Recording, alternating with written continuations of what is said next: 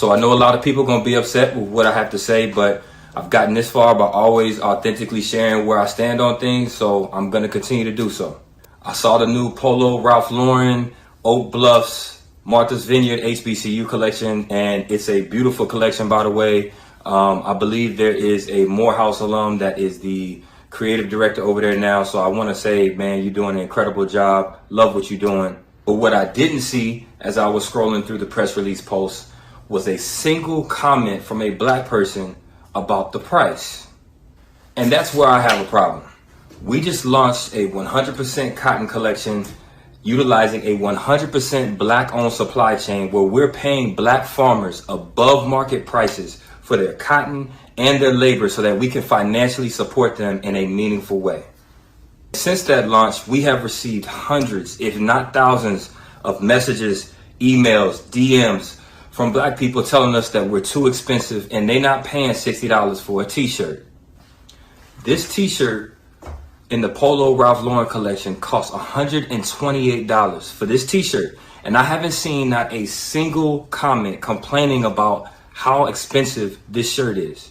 So I'm wrecking my brain trying to figure out how are we a 4-year-old black-owned brand with a track record of giving back to the black community, paying for black kids to learn how to code, donating to Black Mamas Matter to fight the abysmal black maternal mortality rate where black women are dying at 3 times the rate of anybody else in this country, paying for black men to get access to mental health services. We hire black talent, and yet we constantly receive nonstop criticism about our prices. Ralph Lauren pledged $2 million to 12 HBCU schools over a 5-year period. Now, when you do the math and you divide that $2 million by 12 schools, it comes out to around $166,000. You divide that over a 5-year span, it's around $33,000 a year to these schools. Ralph Lauren does $7 billion a year in annual revenue. Actively Black donated $500,000 off of $5 million in revenue. That's 10% of our revenue that we donated back to the black community.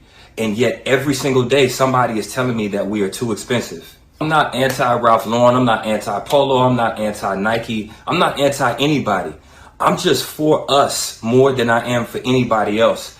And I'm trying to figure out what we have to do for our people to see us that way. When are we going to value us more than we value what somebody else does? For those that say, man, you comparing yourself to 50-year-old and 100-year-old brands, this is my reply to that. Those brands are skyscrapers. We see them. We know all of those brands. But anybody who's seen the construction of a skyscraper, you know that they dig over 160 feet deep into the ground, and that's where they lay the foundation and start building from. For black-owned brands, that's where we're building from. We're building from underneath the ground, and a lot of times we don't get the same support and grace before we even break the surface.